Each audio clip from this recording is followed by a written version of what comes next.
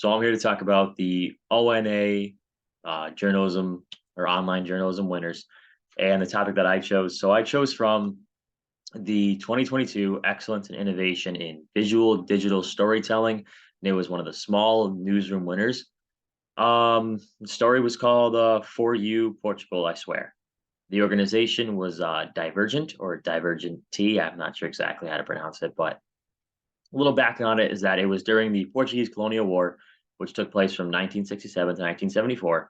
And Portugal recruited over 1.4 million people to fight in its territories at the time in Mozambique, Angola, and Guinea. And in Portuguese Guinea, they had Guinea African Commandos. These people were the first elite troops corps in the Portuguese army, and it was comprised solely of Black Africans. And they went from members of the army to a target of persecution, imprisonment, and a long summary of executions. And out of fear that it could lead to and I wonder if I say this right, a coup d'état. And what that is that is an illegal attempt to overthrow and overtake forces and different powers, and even so much so as the government. And basically, they were afraid that because they had special training like this, that they would go back to these countries and take over. And nearly 50 years later, the surviving commandos from these groups in Mozambique, Angola, and Guinea now tell their story for the first time. They want their names to be remembered, and they want the rights to the things that they had and the things that they won on the battlefield to be honored. Right. And going into what I liked, I mean, main reason why I chose this was because I'm half Portuguese, and I had no idea, no idea that this was ever a thing. I didn't know that there was a Portuguese colonial war. Had no idea that they recruited from these African territories when they had the rights to them. I had no idea, and I found this extremely interesting. And just the story itself is it's just crazy to me that this country went through this, and I had no recollection of it at all. But I would say the first thing I liked was the design and the layout of how they set this whole thing up, as in, they had 4 chapters of it and telling the whole investigation and the interviews and everything. And I found that really intriguing.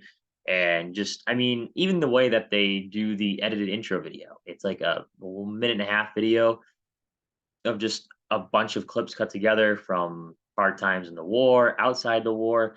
It's very well done. It's very well cut as well. And you can tell it's just all like the motions and everything like that. Everything is cut well together. And it just looks fantastic. It's just very well done. And the sections and chapters start with the mural. Now the mural is in 3 colors. Green meaning that the soldiers that were talked to, were interviewed, etc., have their pictures up, have their names up, and everything like that. The soldiers that were in yellow were the ones that were killed in combat, and the soldiers that were in red suffered a death by firing squad. So it showed that the ones that survived really wanted to get out and tell their stories. As I'm telling you right now, people just don't know about this situation, and I think it's kind of crazy that this just went on. And I had no idea, and I bet the average person has no idea that this ever happened. But going off of that, then they have the figures section, and the figures section covers all sorts of graphs regarding the African countries that Portugal controlled at the time, being Mozambique, Angola, and Guinea. And at this point, these figures included, how many soldiers were from each country, how many soldiers were killed in combat from each country, their education, and also the population of those countries at the time and then after as well. And I thought the most intriguing part of it was the backstage segment. Backstage segment, I love this just because it was an interview based about a time when one of the production people during the time when they were in Guinea at the time, or Guinea-Bissau, sorry, is what it was called.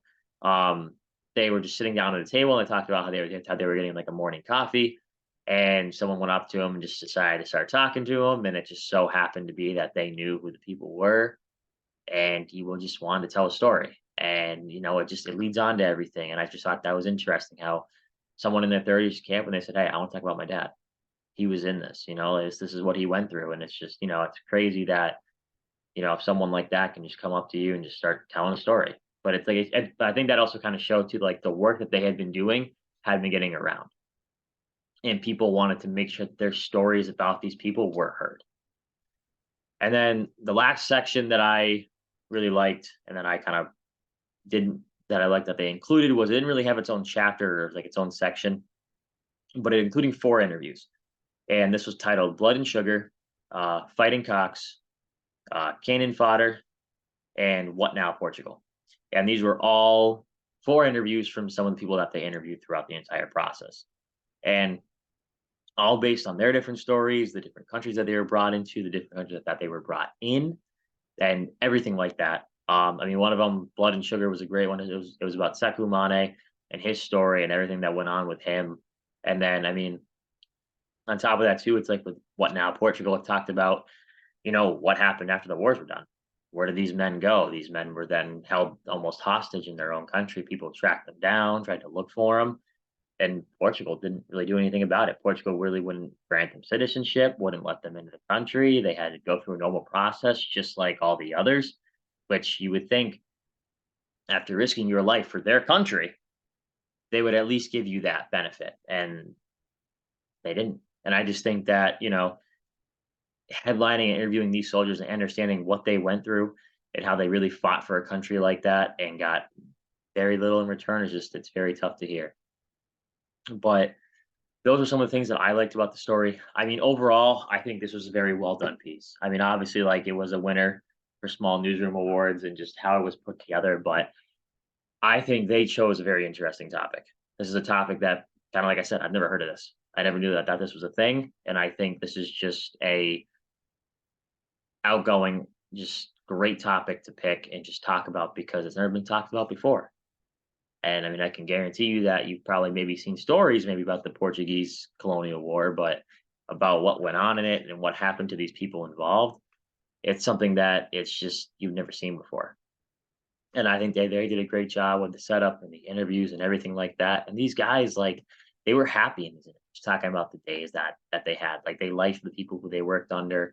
I mean, Sekou Mane, back in that Blood and Sugar story, said himself, and he said, "Hey, he was like, these commandos were great people." And it's like he always had great things to say. And it's like they like talking about those days. It's just what happened after is what they don't agree with.